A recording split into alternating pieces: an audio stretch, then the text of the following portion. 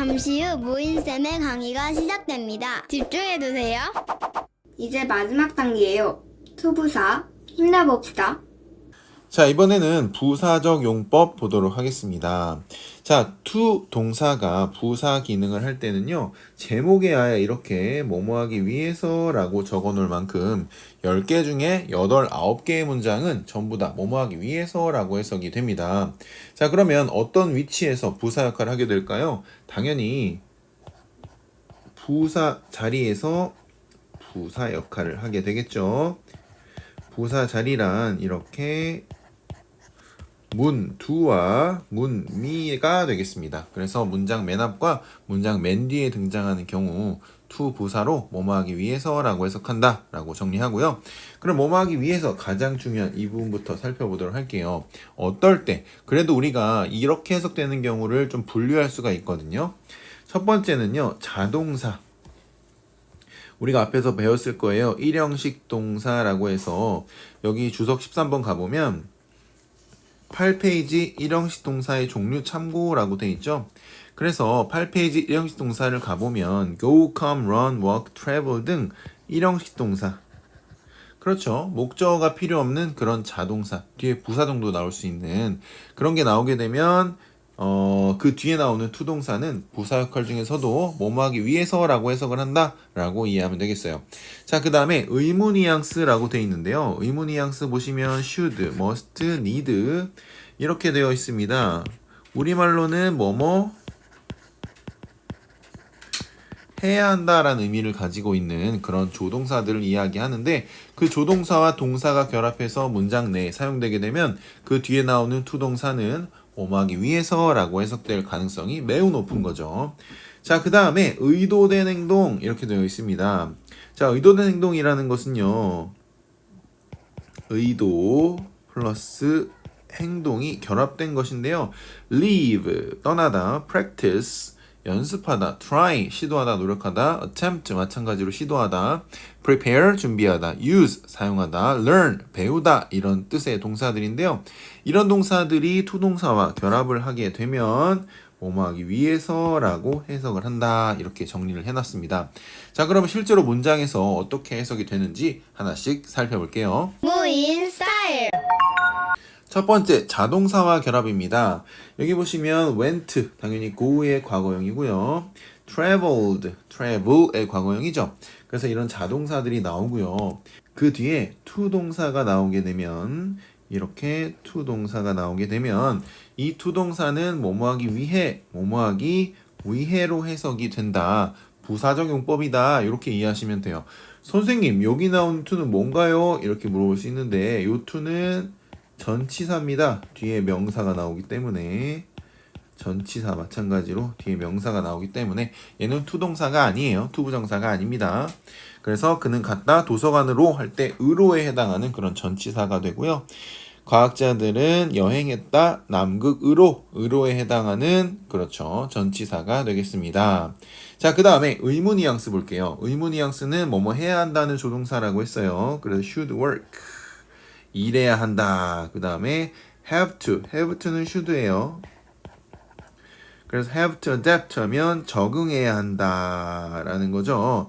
자 보세요. to succeed 하면은 성공하기 위해, 그리고 to stay competitive 하면은 경쟁력을 유지하기 위해가 됩니다. to succeed, to stay competitive 이게 의무 뉘앙스 뒤에 나온 투동사이기 때문에 뭐뭐하기 위해서라고 해석하는 것이 가장 자연스럽다 이런 겁니다. 자, 그래서 해석을 한번 해보면 우리는 열심히 일해야 한다. 성공하기 위해. 자, 기업들은 적응해야 한다. 새로운 기술에. 여기서 이 to는 전치사예요. 당연히 뒤에 명사가 나오면 다 전치사야. 헷갈리면 안 돼요. To stay competitive 하면 경쟁력을 유지하기 위해, 이런 거죠. 좋습니다. 모인 스타일. 그 다음 의도된 행동인데요. 많은 학생들이 이 부분에서 굉장히 헷갈려 하고요. 이 부분을 또 보충 설명할 것도 있으니까 별표 3개 치고 시작합시다. 자, she practiced 하면은 그녀는 연습했다. a lot 많이 연습했어요.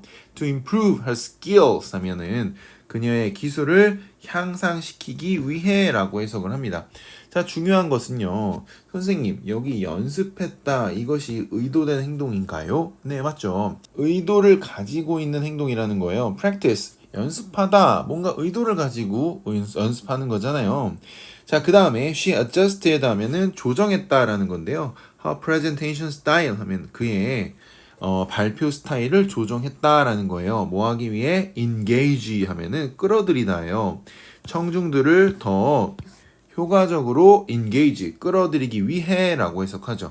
여기서도 adjust라는 동사가 의도된 행동을 가진 adjust라는 동사가요. 어떤 의도를 가지고 있는 동사다라고 이해하시면 되겠습니다. 자, 그 다음에 세 번째 보겠습니다. The government, 정부는요, has introduced, 소개했다라는 건데 새로운 정책을 소개했는데요. To enhance cyber security measures 하면 사이버 보안 조치를 강화하기 위해 이렇게 해석해주면 됩니다. 물론 여기 나온 것처럼 위한으로 해석해도 되지만 부사적 용법을 조금 더 강조해서 해석하기 위해서 위해로 해석하겠습니다. 자, 그런데 여기서 문제가 있어요. 뭐가 문제냐면 우리 to 플러스 동사, to 동사를 형용사 기능이 있다고 이미 이해한 친구들은 선생님 여기에 her presentation style 얘 명사잖아요. 그럼 얘 수식하는 거 아닌가요? new policy 얘 명사잖아요. 얘 수식하는 거 아닌가요? 결론부터 얘기하면 아니에요. 수식하는 게 아니고 여기 to부터 effectively까지, to부터 measures까지는 앞에 나온 동사를 설명하고 있는 겁니다. 동사에 대한 부연 설명을 하고 있는 거예요. 왜 그 동사를 하게 됐는지, 그 동사의 목적이 무엇인지를 설명하는 거지. 그 앞에 나온 명사를 설명하면서 뭐뭐 하는으로 수식하는 게 아니란 얘기입니다. 선생님, 이거 이해가 안 갑니다. 그럴 수 있어요. 그래서 준비했습니다. 계속 집중해주세요. 자, further study입니다. 부사적 용법일까? 형용사적 용법일까? 쌤이 한번 만들어 봤어요. 명사 뒤에 위치한 to 동사는 겉으로 보기에는 형용사와 부사용법이 모두 가능해서 혼동을 일으킬 수 있다. 그렇죠? 방금 여러분 혼동을 일으켰잖아요. 이 경우 to 동사가 동사의 목적이나 이유를 설명하고 있다면 부사적 용법으로 여기 자세히 보세요. 동사의 목적이나 이유를 설명하고 있다면 부사적 용법으로 뭐뭐 하기 위해서란 뜻이고요. 앞에 명사를 설명하고 있다면 형용사적 용법으로 뭐뭐 하는, 할 이런 의미로 해석하면 되겠습니다. 자, 이해가 안 가죠? 그래서 예문을 준비했어요. The government, 정부는 introduce, 소개했다, 정책을 자, to protect personal data, 개인정보를 보호하기 위해라고 해서 부사용법으로 이 to부터 data까지를 해석했단 말이지. 인정. 좋습니다. 똑같아요. A-B 구조가. The government announced 이것만 달라요. 발표했다. 정책을 어떤 정책? To protect personal data 하면은 개인정보를 보호하는 정책. 이번에는 이 정책을 수식하는 거예요. 그런데 이 두 문장에 무엇만 다르죠? 동사만 다르단 말이야. 근데 잘 보세요. 이 동사에 의도가 포함되어 있다면 뒤에 나온 얘가 얘를 수식하고요. 의도가 없어. 그러면 얘를 수식합니다. 이 앞에 나온 명사를 수식한다는 건 이 명사가 어떤 명사인지 자세하게 부연 설명해 주는 거예요. 자, 보세요. 소개했다. 이 소개했다는 것에 대한 목적, 이유로 to protect personal data, 개인정보를 보호하기 위해가 답이 될 수 있습니까? 그렇죠. 될 수 있죠. 그렇기 때문에 introduce 다음에 나오는 to protect부터 data까지는 뭐뭐하기 위해로 해석하는 부사인 거예요. 그런데 자, announce, 발표했다. 왜 발표했어요? 발표의 목적이 뭐예요? 개인정보를 보호하기 위해? 아니잖아요. 개인정보를 보호하기 위한 그 정책을 발표한 거죠. 다른 의도는 없어요. 그 개인정보를 보호하기 위해서 발표한 건 아니잖아요. 그렇죠? 어색하죠? 말이 붙지 않잖아요. 그렇기 때문에 이 두 문장의 동사만 다르지만 얘가 부사용법이냐, 형용사용법이냐를 가를 수가 있습니다. 자, 컴퍼니가요. developed a plan 하면은 어떤 계획을 개발했다, 계획을 세웠다라는 거고, 컴퍼니가요. has a plan 하면 계획을 가지고 있는 거예요. 자, develop의 목적으로 to reduce cost가 되나요? 비용을 줄이기 위해서 develop 한 거 맞나요? 맞잖아요. 그럼 얘는 앞에 나온 develop을 수식하는 부사고요. to reduce cost가 가지고 있다의 목적인가요? 아니죠. 그냥 앞에 나오는 명사를 설명하는 거죠. 그럴 때는 뭐뭐 하는, 할으로 해석해서 앞에 명사를 수식해주면 됩니다.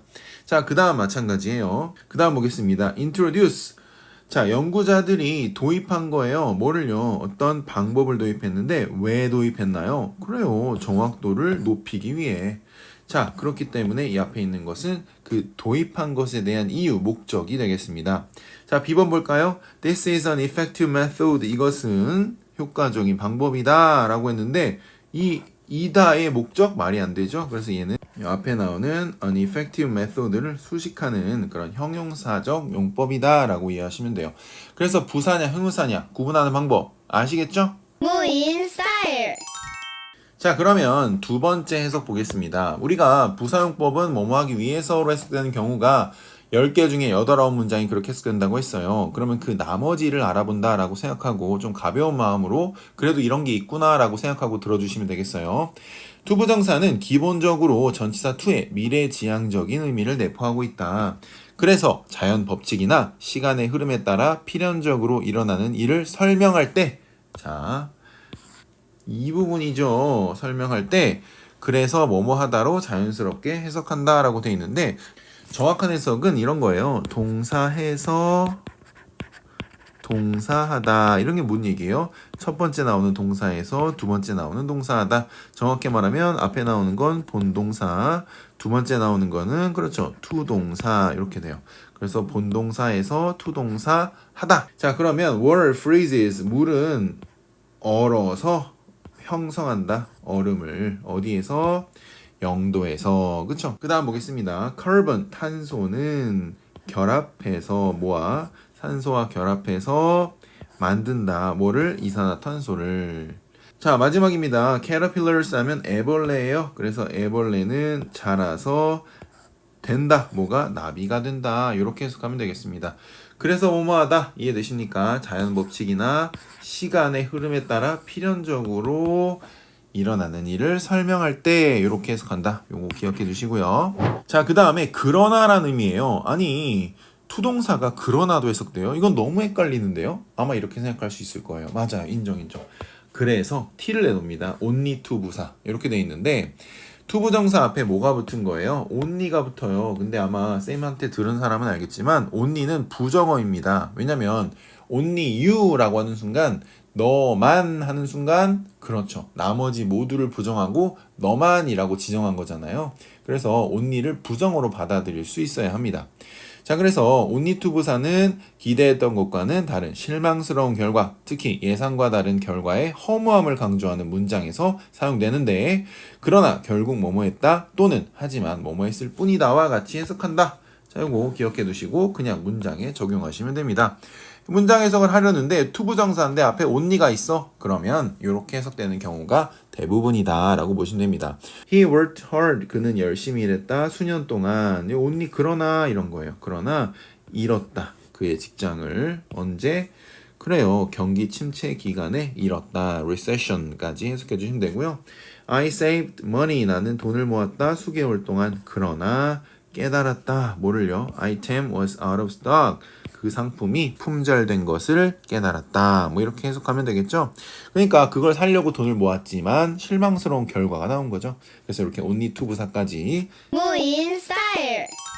뭐뭐하기 때문에 라고 했을 때는 이유입니다. 그러니까 투동사가 이유도 설명할 수 있어요. 감정이나 판단 등을 나타내는 표현 뒤에 오면 감정이나 판단을 유발하는 원인을 나타내며 뭐뭐하기 때문에 뭐뭐 해서라고 해석한다 라고 되어 있습니다.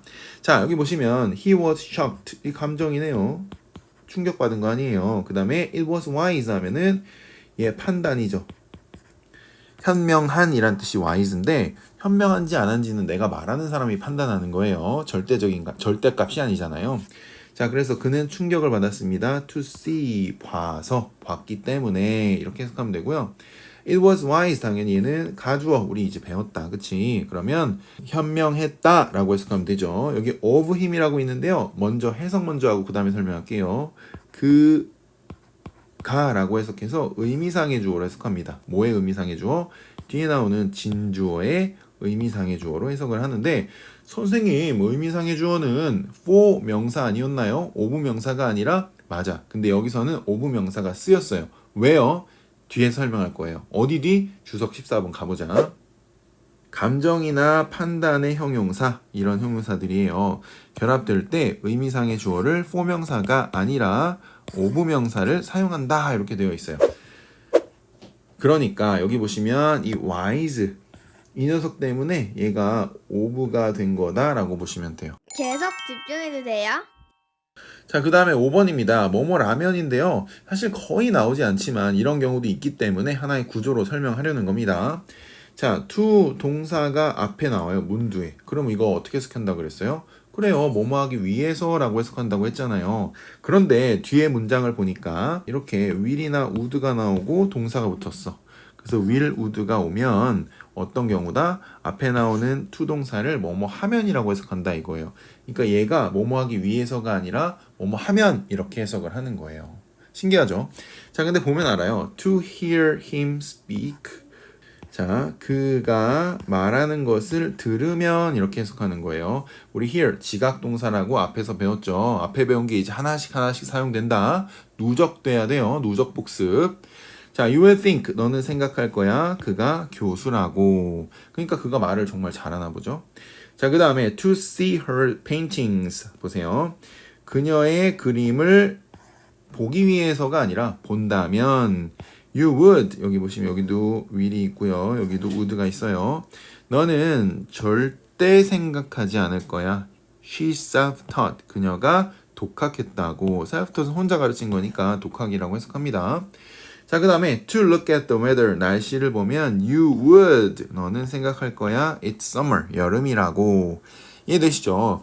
자, 여기까지 공부했는데요. 투부정사는 조금 여러 번 반복해서 복습을 해줘야 됩니다. 그리고 실제로 다른 문장에서 어떻게 적용되는지 스스로 찾아서 확인해 볼 수 있는 그런 자발적인 태도가 필요합니다.